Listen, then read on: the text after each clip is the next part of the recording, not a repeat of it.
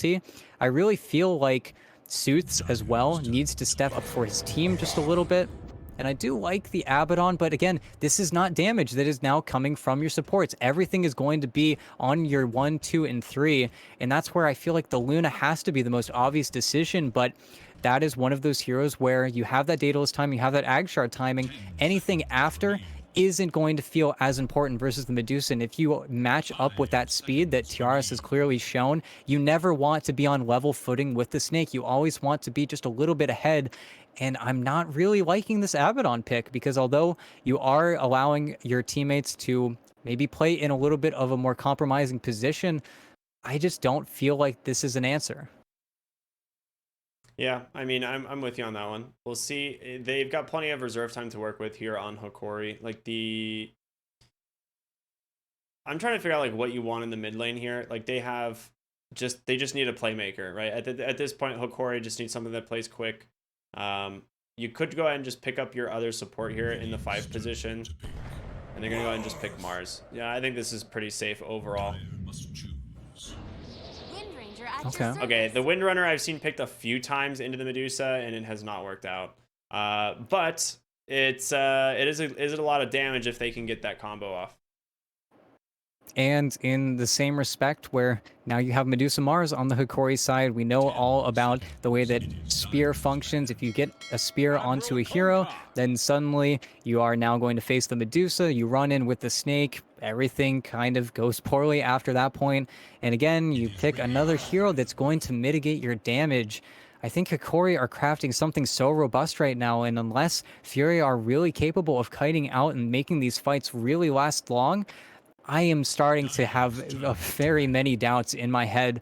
Of course, Hokori now probably looking for that Gardic hero, whether that's going to be his Tree Protector, which we usually see when they do end up picking his hero this late. It just doesn't feel right now. I think Furia have kind of let Hokori get away with murder in this draft. I feel like they've gotten more or less everything they want. They have the Kunkka versus the Abaddon, where now, even though you're purging off a lot of those stuns, a lot of those stuns are still going to hit, as well as getting the Kunkka versus the Wind, where Kunkka will be eating a lot of right-click damage early on. As soon as that Tidebringer gets level 3, the Wind has to be scared. You have to ferry yourself out that little bit much more regen. And what are you ganking? You're going to be ganking a Medusa, or you're going to be ganking a Mars. Lanes that I both think you need runes to gank. And when are you going to go to those lanes? When your Axe Coddle feels ready to gank? Not really. I just don't think that there's very much playmaking potential on the Furious side. And after coming out of that first game where they had Sand King, they had Storm, they had options, they let it blow past, and now with this draft, I feel like they have even less playmakers. I'm definitely starting to get a little bit nervous for them, especially because I know they can make these plays. Watching them in close qualifiers, especially beating up No Ping, taking the qualification slot a little bit earlier, going 2-1. This feels like a different Furia Jovem, and I really don't like how shaken up I feel they've been after Sooth's not getting his very comfort hero. Again, taking out that Leshrac is seeming to be a little too important for me. Mm-hmm.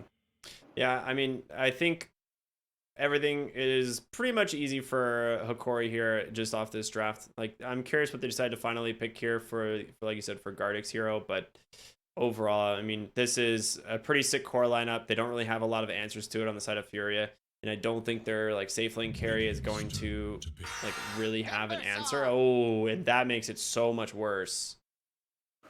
Because I was gonna say Okay. maybe you could pick an anti-mage here, because it pairs up pretty decently against the Mars lane, and you can do well against the Medusa, but now you just have a Timber Saw, and it's going to be a 5-position Mars for Gardic, which we've seen him do a few times, and he's had a good amount of success on it.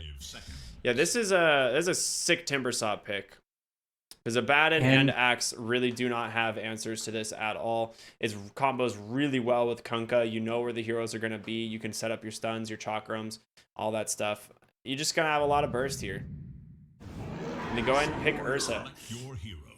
Not super sold on the Ursa pick. I mean, it is decent here. It is good into the Medusa like we talked about earlier. I was wondering if they were going to ban it, but I don't think it's going to like really win this lane by any means.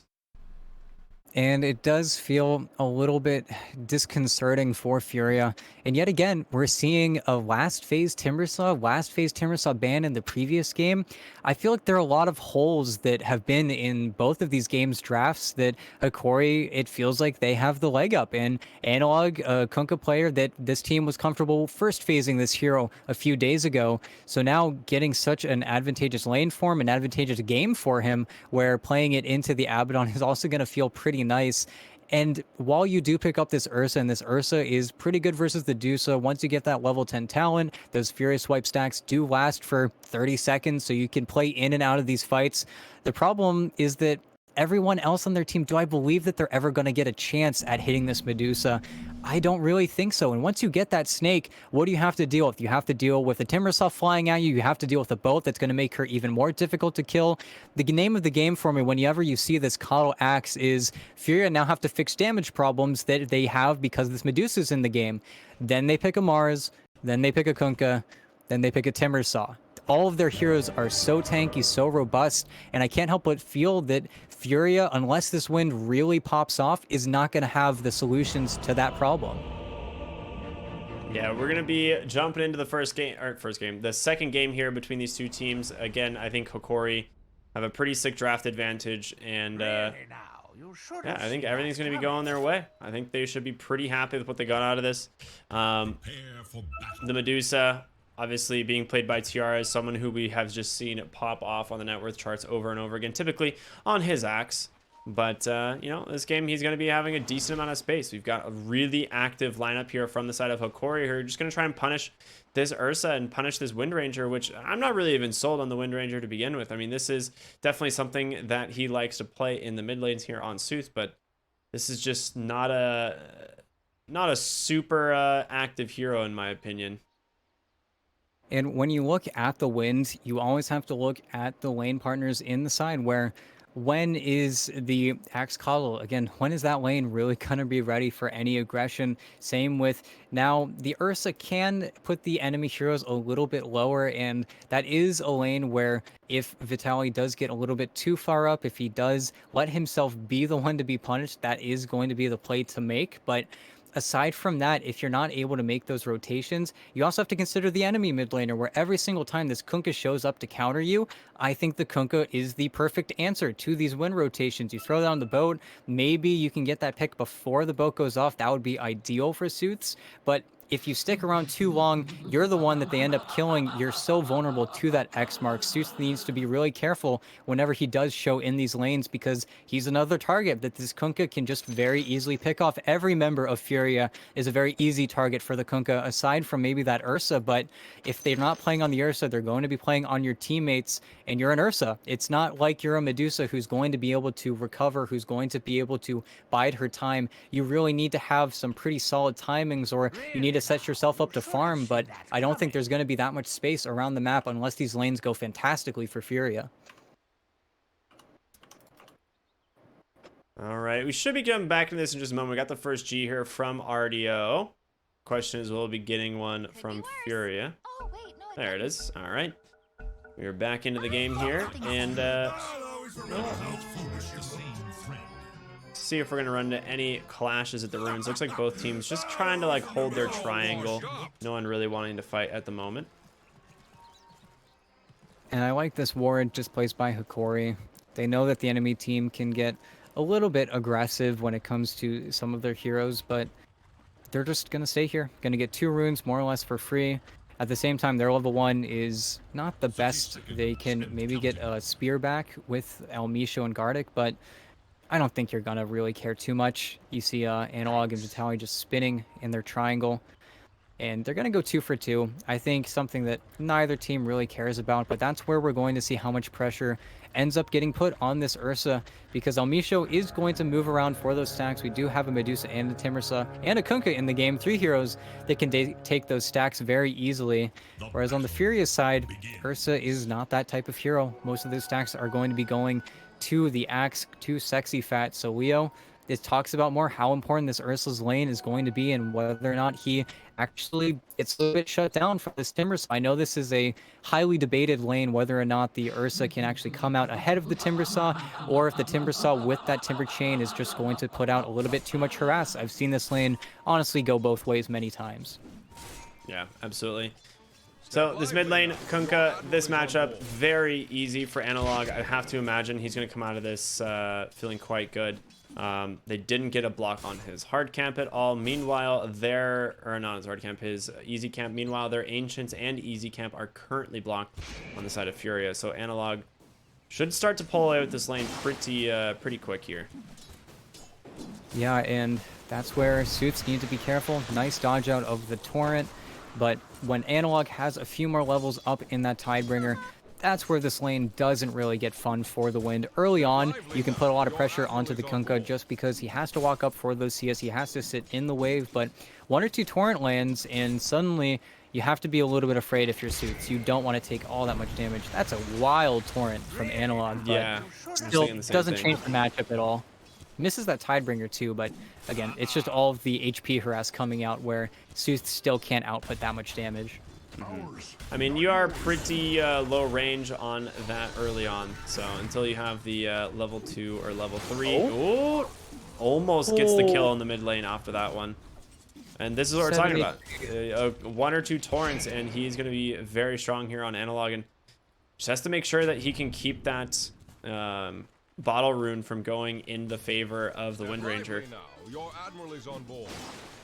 And it's just constant harassment coming out. You see how defensive Suits has to play this lane because he knows if he walks too far up, he has to prioritize getting some of these lanes in. RDO, very similar to the first game, keeping a lot of these runes out of Analog's hands, but honestly doesn't mind too much. That's why they picked up this Kunkka. He has a bottle coming out for him, and more Tidebringer harass happening for this Wind.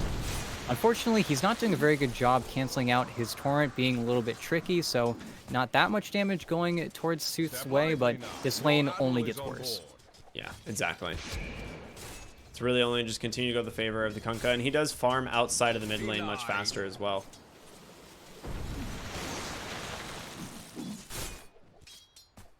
But let's take a look at the Medusa in the top lane. Tiara is top of the CS charts currently. Actually, well, I guess tied with the Timber Saw, really. But doing a fantastic job here in the safe lane. Just kind of farming up. You do have Sexy Fat trying to cut the wave, do what he can here. You do have the 5-position Mars, which does have a decent amount of threat. You do have to be careful. If you do manage to catch like a good spear and push someone back under a tower or something, that's, you know, a big problem for this axe. So, which Gardeck's actually rotating up to try and go for something just like that. That's going to be the, I mean, that should just be First Blood going the way of Tiaras. They don't even need to send him to the tower. It just gets the damage from the level 2 Mystic Snake. Yeah, and that's where Furia are prioritizing the stacks again. RDO has been stacking since the first minute of the game, giving a lot of that solo XP over to Sexy Fat, but up until he has that Ring of Health, up until he has that Vanguard, I don't think you can play that confidently up in those creep waves, and I really think they should be trying to steal the creep waves. Even though you're going to give Medusa a lot of free farm, really prioritize giving Sexy Fat a very nice start. That should be the importance of this top lane, because now, TRS, you're going to farm underneath tower anyway. You're playing versus an Axe who has to really counter kill to push the wave in, but okay, Sexy Fat, nice little sneaky steal there. TRS not taking any damage as well, so the aggro is going to fade away. And this is exactly what he needs to do, but that's where Gardeck is chasing around RDO now in the jungle. Kind of a yakety sack situation. Yeah, he actually managed to reblock the Ancients, killing the Sentry, and then block the hard camp. So he denied a whole set of stacks. He might die for this. Well, nice spear, actually. He'll be fine. Well, you're too fast on Caudle, right? He has no boots here on Gardeck. This should be a kill. Oh, he misses. Never mind. Gardeck God. Just going to keep hobbling away. Eventually, you have to think that this Mars will fall. He just TPs. Ooh. It's that simple. And just, you can feel how happy TRS is right now.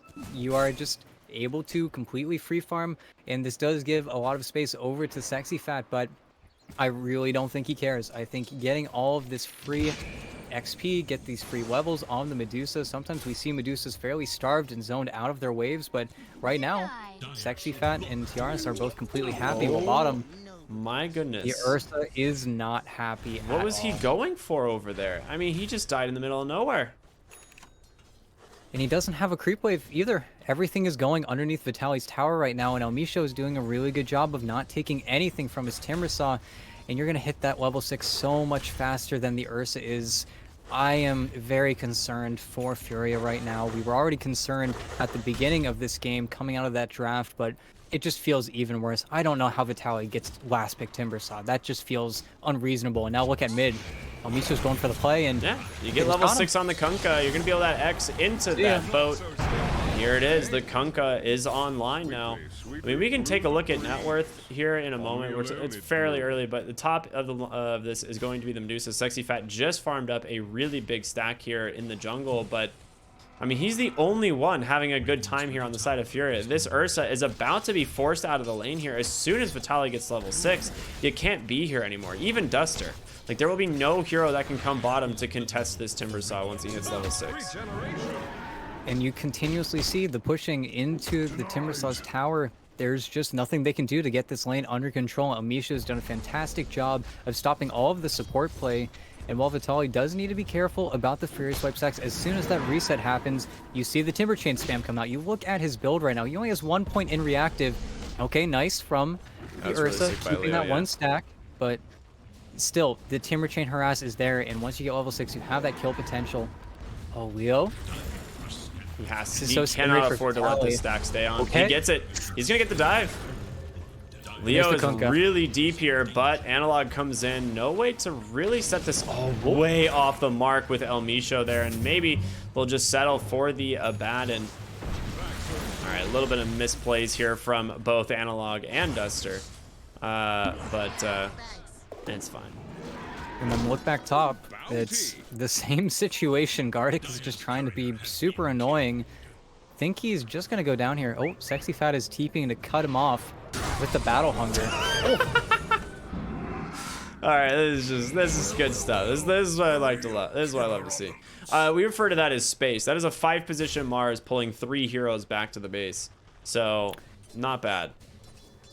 Yeah, and even though the stacks are there for Sexy Fat, you have, again, this Tiaras Medusa free farming in the top lane, having the time of her life, and now Tiaras is at the point you have enough levels where you get to farm all those camps that Axe was pulling into before, and Sexy Fat is just a little bit behind the 8-ball. Of course, he's going to get a lot of farm coming into himself in just a few moments here, but look at Tiaras, he's having such a good time. I mean, look at Seuss in the mid lane, the Wind Ranger just getting dove by Gardic and Analog, and she might be able to survive here thanks to rotation from Duster. Kunkka gonna lose his courier in the process, but the question is, yeah, Wendy's gonna survive. Gets a salve as well. Well done there from the supports. There's gonna be an immediate D-ward. I don't think so. Yeah. And that's where they still do need to make that play onto the win, but just that Tidebringer crashes so much, and Seuss does need to be so careful. And with those runes off the board, there aren't rotations to be made. There aren't lanes to really gank.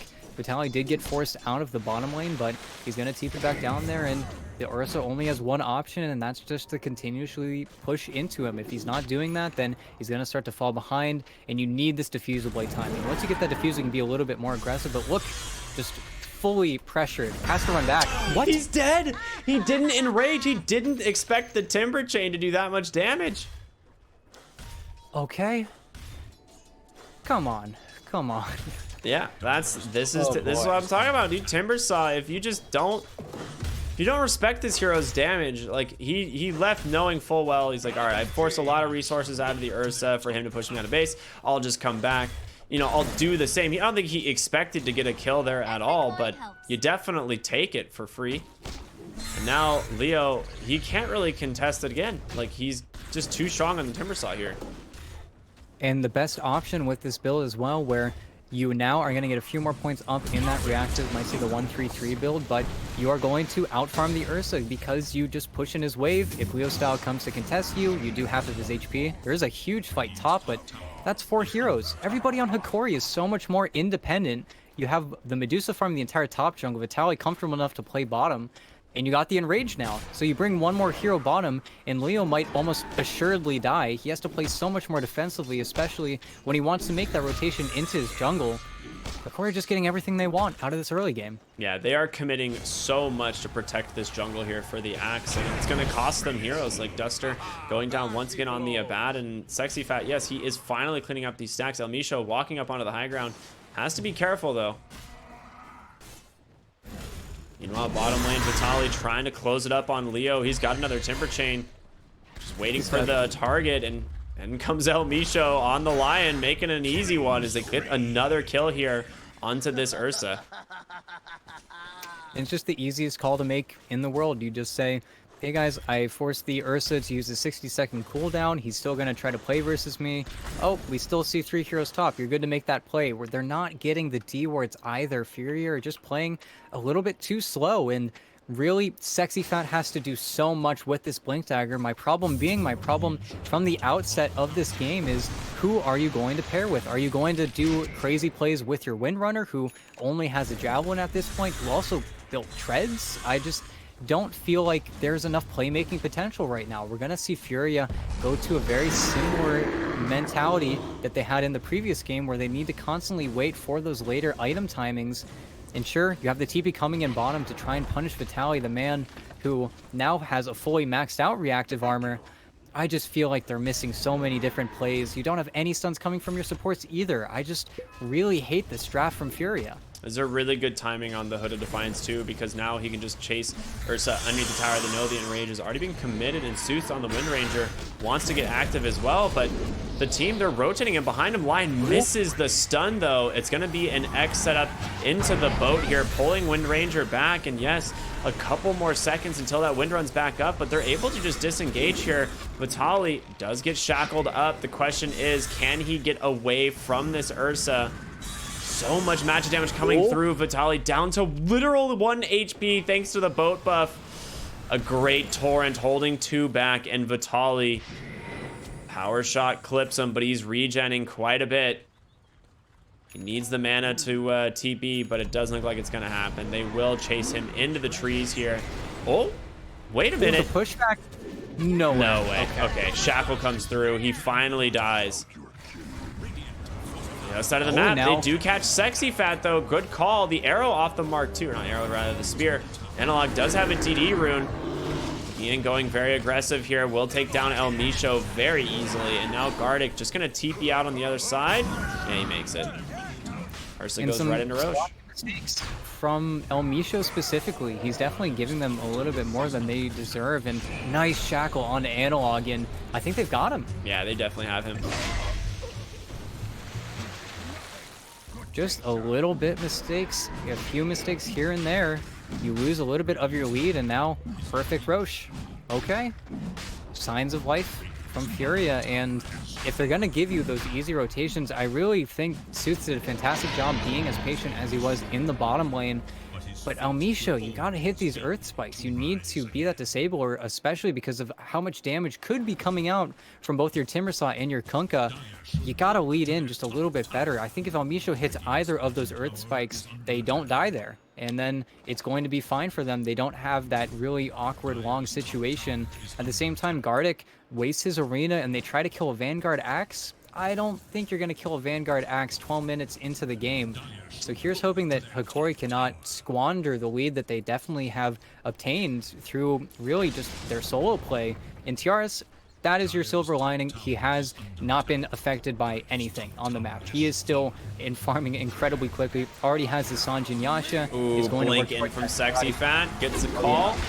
Lion gonna go down once again. I mean, here's the thing. Like, Lion, bottom lane, they would have killed the Wind Ranger if he hit that stun. She just would have had absolutely no chance to live at living through like the Earth Spike finger of death damage. And instead, like you said, turns around into a huge win for Furia. They're starting to fall behind here now on the side of Hokori, as the only real person who's having a good game now is this Medusa. Even the Kunkka, who had a fantastic start to this mid lane, is starting to fall behind. The Timbersaw as well, like, despite absolutely dominating this bottom lane, doesn't have much farm.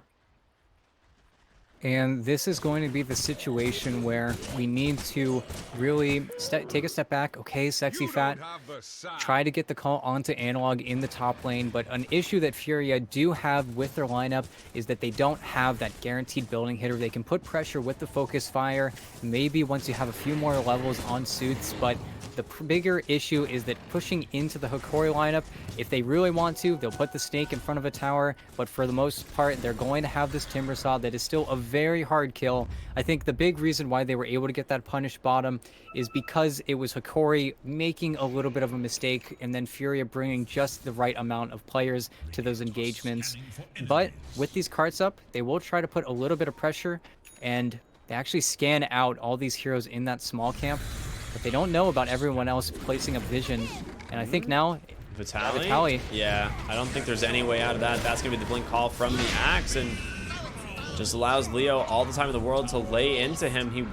He's gonna TP mid here on the Medusa and try and keep this tower alive as long as possible. Elmisha on the backside doesn't get the finger of death off, but she just doesn't take any damage. There's gonna be the arena from Gardic into a boat follow-up. Duster just responds right away with his ult, and instead they don't lose anything. Medusa forced to Stone Gaze, try and run away here for the side of Hokori, but another call from Sexy Fat takes down Gardic. They're continuing the chase even more.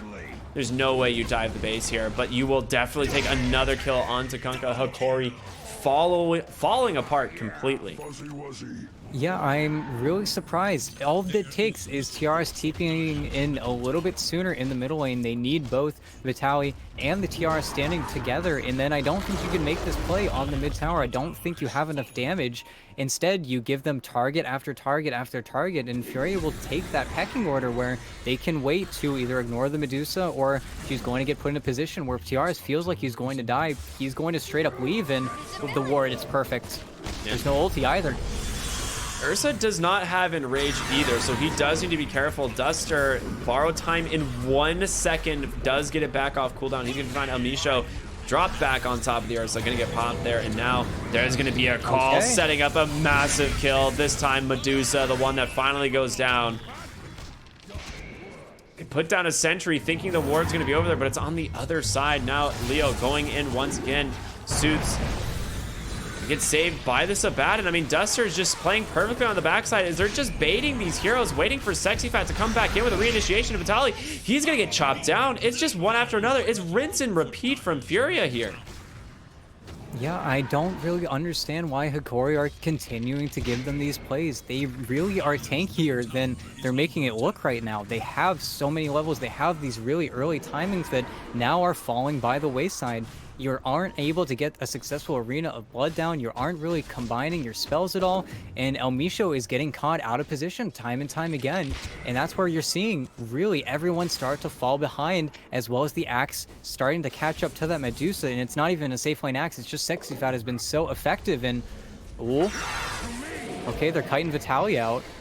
And they managed to find Gardic on the backside as well. And the thing is, like, they don't really have a lot of answers. They still have this ward up on the backside, which is going to cause Hokori a lot of headaches. Aegis does get reclaimed here, which is a big win for Hokori, having to deal with that. And with the Aegis gone, it will be much more difficult for them to go for the side objective, breaking into that triangle. However, Hokori, now I think they say, we're not going to give them that many fights. They've got fantastic vision planted from Furia. They want to keep the feed train coming.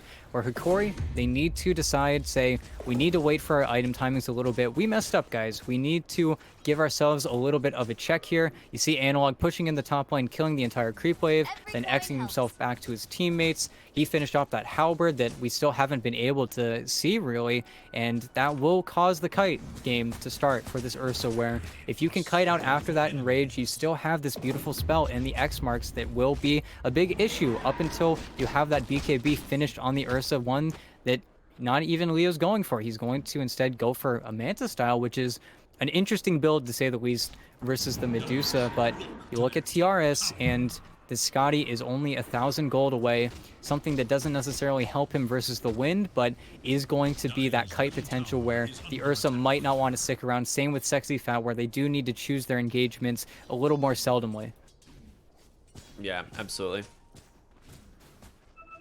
Bottom lane Tiara is just gonna hide here. El Misho is... I mean, they could try and catch Sexy Fat here. It just requires that El Misho turn this around with the initiation, but on the backside, it's gonna be RDO with a Force Staff. He keeps him alive, and now Tiara's, he's gonna get called.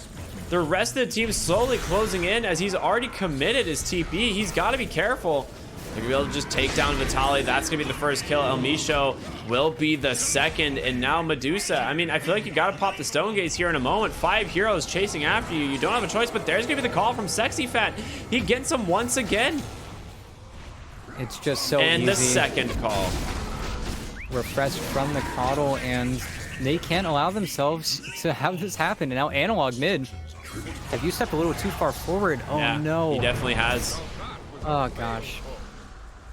The question is, I mean, he cannot afford to get, if he gets shackle shotted, he dies here, and luckily for him, able to dodge it out, gonna go for the halberd and just TP home. After that one will be successful. Well-deserved tips, I honestly think. Suits could have held it there, and they had the defusal up in another second, and really, I just feel like this Mars is not doing anything that Hokori thought it was going to do, and he was doing some really nice, nifty, cute plays to delay that Furia triangle where only Sexy Fat was able to farm. And now Analog, he made the same play. It's still this ward. He's pinging it out in his death rattle, just saying, guys, they know where I am. They know where I am. They've and had this ward there the whole time. It is cost Hokori like 10 deaths at this point. Yeah, and it just feels awful now because this is the sad thing about this Ursa lineup, where they are killing Hokori pretty much off cooldown, but all of these tier 2s are still alive. There's still a tier 1 tower bottom because they're just unable to ever really get those towers down in an expedient fashion. It still feels like it's going to be a struggle for them to push any lane, and that's where Furia are probably going to look for the other option, which is just have an insurmountable net worth lead. And they have pretty much the opposite situation that they had in the previous game, where they have that late game potential. They have very good heroes that scale, and even though there is this Medusa, we're still not seeing anything coming out of TRS. He does have that Scotty in about 400 gold here, but it still feels like not a TRS Medusa game. It feels like his timings are way slower than they should be, and his net worth is fantastic, but you take a look at Sexy Fat, and this is a carry axe from your offlane position. He has not skipped a beat. Yeah, I mean, the thing is like Sexy Fat, not nearly as farms that we saw last game out of Tiaras, but this is, like you said, an offlane axe who went for a blink before his Manta style, who is now going to have that shard completed, and he's going to be doing tons of damage. You're gonna run into the same issue. You have an Ursa as well, who's got a Manta style nearly completed, and we talked about it being a little bit of a weird item, but overall, it's pretty sick. Just how much damage they're going to be able to dump into these heroes on the side of Hokori. Smoke up right underneath a ward, unfortunately for them, and as a result, RDO just TP's top. He is not going to waste any time here in the bottom lane. It's really just the supports looking for this free kill, but they're not going to find it. And unfortunately, I am getting a little bit of a flashback to the previous game where both teams are getting scared into not fighting each other, but Howie needs to be careful here. Lane Another call. call. He finds two, and they're going to lay into the Timbersaw. Nice halberd is there. There's going to be the boat, the BKB, keeping them in this, but it's the Stone Gaze that they're got to try and do something with. Leo able to get out, and what a shackle. Just locking down the Medusa. The question is, can they get a single kill for this on the side of Hokori? But it doesn't seem like it. Another shackle comes through. This DD rune on the Wind Ranger. They take down the Mars. Now Analog's going to be next. Double kill for Sexy Fat. The call comes in onto the Medusa. She is all alone. Maybe can get Duster, but it's not going to happen. Just playing right on the edge. It ends up being a 5-for-0. Even Seuss there dropping his BKB, taunting his enemies a little bit. And guess what? Roche is alive. You got a full 5-man wipe. You're going to let the Wind try and claim this middle tower. Is just going to commit that focus fire so they can get a few buildings here. But Hokori, for a second there, it felt like they were actually able to take that fight after that arena landed, but that shackle stopped all of the damage coming out from that Medusa. They missed out on their timing, And now you aren't able to contest Roche with this Scotty. You aren't able to do anything. And without this MKB finish up on the Medusa, you have a free pass on the win. You are still more or less invulnerable to her damage. And that's where we're going to see this almost insurmountable lead start to form, where it was an 8K net worth gold lead. Now it's a 17, 18K net worth gold lead.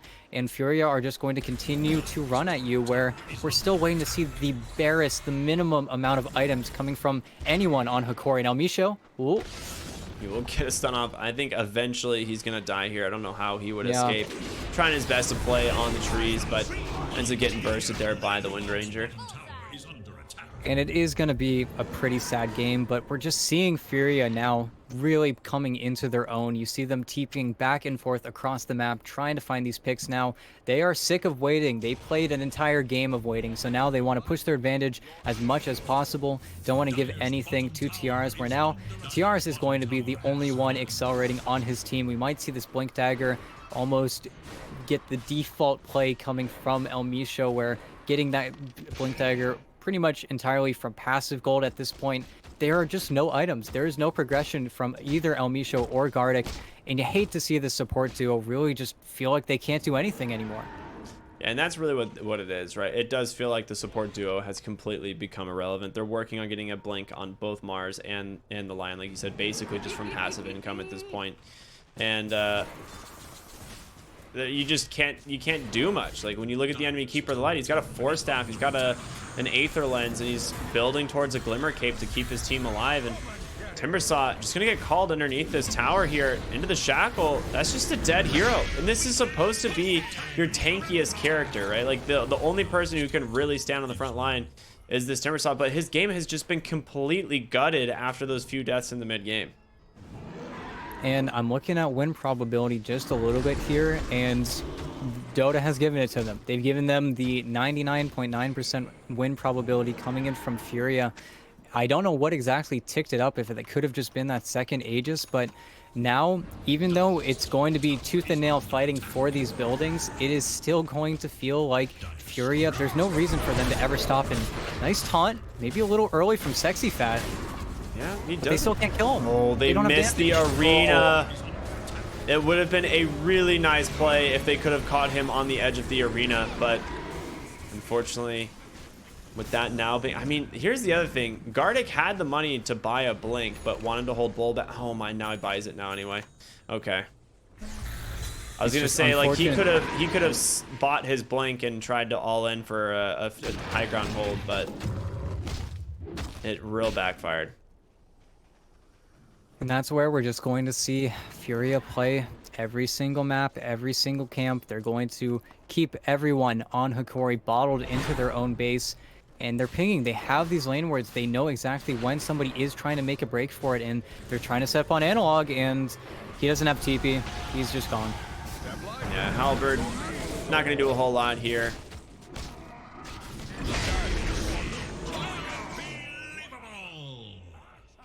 That hero dead for now. 50 seconds. Does have buyback, but it feels real bad to die back, or to buy back on any hero if you're on Hokori.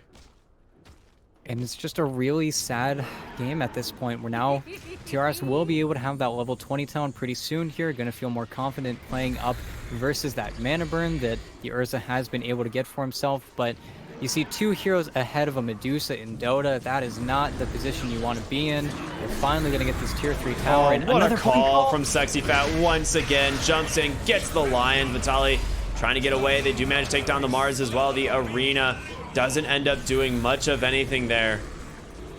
And you still don't have your Kunkka. And without the buybacks on your supports, I mean, they picked up their Blink Daggers and it doesn't really net them anything. There's just no follow-up into these fights.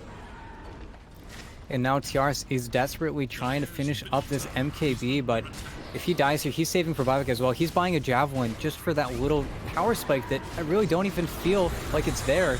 Aegis has gone at 20. Once again with the call, trying to do what he can to slow, or to basically stop Hokori from being able to contest this high ground, but with all 5 heroes of Hokori coming back into the game, they're going to go ahead and back off a little bit. and they don't want to die with the Aegis expiring. They don't want to put their Ursa in that position because, again, their push is not easy. It is not fun, but we're going to get to this point where there's no plays to be made. We saw both supports there on Hokori more or less get two-shot by the cores on Fúria Jovem, and if they ever show themselves, they are just that super easy target. Elmisho finally has the Blink Dagger. Same with Gardic. We talked about it before, but it's just unable to feel effective at all. Same with the Timbersaw and the Kunkka, where both of these heroes, everyone except for the Medusa, just feels like a non-factor. It feels like they don't have the levels, they don't have the farm. Elmisho is a glorified illusion killer at this point and a target that might get shackled to this Medusa if she ever steps forward. It just doesn't feel like Hokori have any shot in this game anymore. The only thing they have going for them is that they're going to force Furia to push down these buildings in the slowest way possible, and that's where it will happen eventually. You have a full Daedalus now on the wind. I just don't know if Hokori actually have a chance in this game lest Furia really mess up, really dive hard, and give away 2 or 3 core kills, but I honestly don't see that happening anymore. Yeah, I mean, it's like we said, kind of just the inverse of last game, almost 29-7, a 26k gold lead. I mean, this gold lead has spiraled out of control even faster than last game, and I don't see it getting any better here for the side of Hokori. Like, they just cannot leave their base. If they do, they're just going to eat an Axe Call, who, by the way, has a Heart of Tarask now. So he just wants to be able to stay in these lanes in the face of Hokori as long as possible. Yeah, and it's just, there are no targets for Hokori to get. There's an Axe without a BKB versus a Lion. Normally you would say, that's insane. Why doesn't he have a BKB? His initiation isn't going to happen. But somehow Sexy Fat always finds 2 to 3 people in his call, and his teammates flood in. It feels like there's always a shackle going on at the same time as that Axe Call. They're going on multiple targets, whereas Hokori are not able to get anything like that team play-wise. They're just not playing what feels like on the same level as Fúria Jovem. It feels like their team play is non-existent, whereas Furia are playing beautifully in sync with each other. And unfortunately, we are going to have to wait here for this third Roshan before we're going to see Furia most likely pop that base, but I don't think they're really going to give up any hold of this game. And we're not even seeing too many aggressive plays. We finally see a smoke up from Hokori, but look at Duster's positioning. They're giving you nothing, and as soon as they see this top wave, Medusa, the tiaras isn't smoked up, but look at them just running back and forth. It feels like they're aimless as well. I just don't like what's going on here. It's not fun to watch.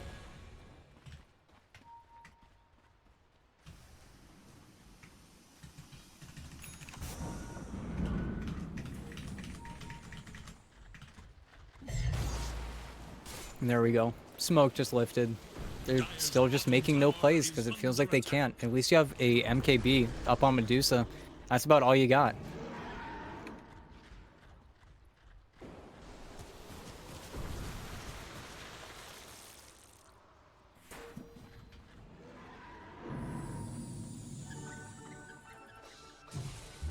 Scanning for enemies.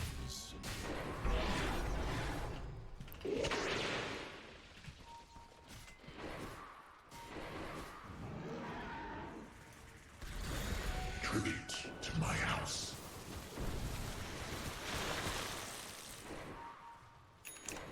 Man, this game is just...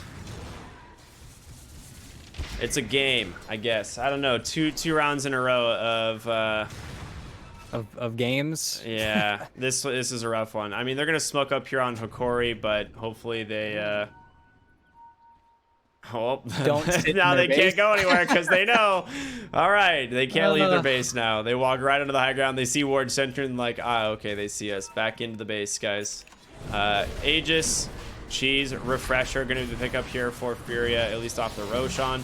A second Cheese, as they still have one on the Wind Ranger. Yeah, it just doesn't feel like Hokori want to play this one anymore. And this is something that we did see with the Ursa lineups. We've seen time and time again where really Force Zoomers had the best solution, where they had a Lina that could at least help you push those buildings a little bit easier than this Wind, but now you have a Refresher on the Wind, you have a Cheese, she's not going to feel under too much threat. The jump from Hokori doesn't feel that scary, especially with the Abaddon. You have to use at least one of your stuns, getting Duster away from his supports, and really, there's just no options. At the same time, you look at the Coddle, who has just had these clutch 4-staffs over and over. He's 0-0-21 right now. There's just some very, very flawless play coming out from the supporting cast on Furia Jovem, where honestly, early on, it felt like Hokori, it was the exact opposite. The only thing going for them was that top lane, and at the same time, you had Tiaras, who was also having a good time in that top lane. I just can't believe where we're at, honestly, right now.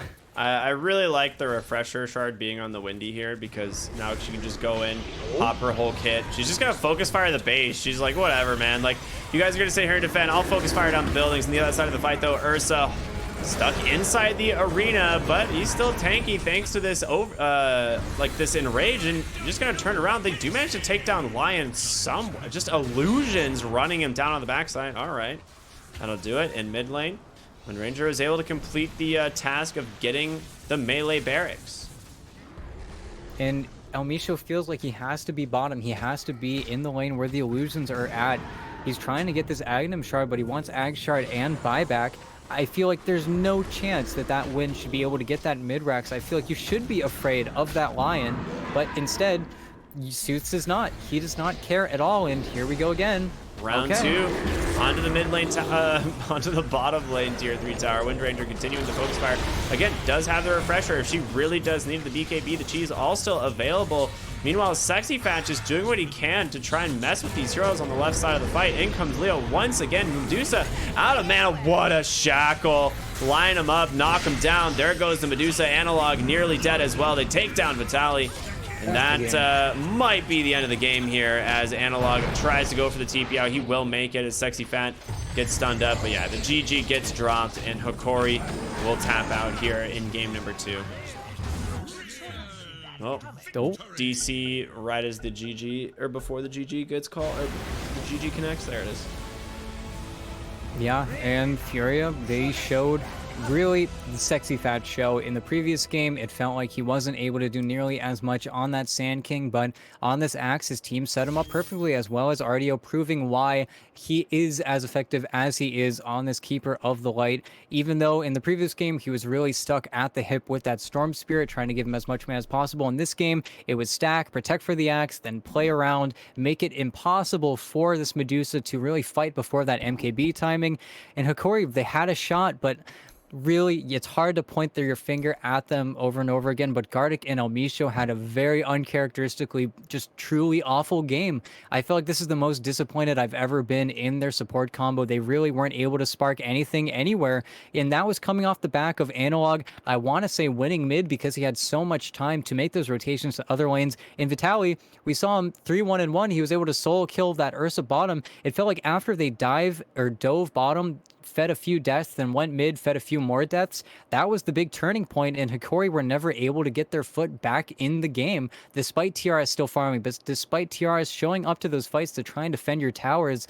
I think Hokori really made the game impossible for themselves, where they could have taken a step back, had that mental reset a little bit earlier, and would be seeing a much different game of Dota, but instead, their supports had no impact, which it then inevitably made it so that way the Timbersaw and the Kunkka had no impact, and then all you have is a Medusa playing versus a team that can't push for 40 minutes, and then you have a net worth lead per minute. It just felt awful for Hokori to play. Yeah, I think there was one thing that I felt like kind of strange about this game. Like Furia were able to stack up their jungle quite a bit in the triangle, get a bunch of ancients for the Axe. And if I'm Hokori here with the early lead that you had, I feel like the easiest thing for them to do is just take these stacks, not let them farm them up. And instead, they let this Axe kind of take over the game and set the tempo. And then, like you said, it was just a few feeds that basically made the game unplayable for Hokori. And well played by Furia, at least keeping their heads in this game, setting up and coming up with an idea here to try and close this one out, and they tie up that series 1-1. Basically, we're just at we got one series left. Let me double check exactly who it's going to be. No Ping versus Infamous. This is going to be a sick game. I'm excited for this one.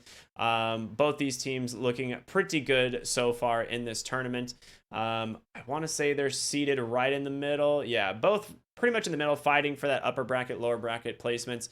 But before we throw to a quick break, I just want to give a quick shout out to one of our sponsors, Mate Mate. For those of you who do not know, Mate Mate is a delicious tea-based energy drink. You can head on over to bts.gg/mate mate with code BTSDota, and you can enter in, once you buy some Mate Mate, you can be entered in a raffle from there, which has all sorts of little goodies, things from like gaming chairs to PCs, peripherals, stuff like that. It's all good stuff.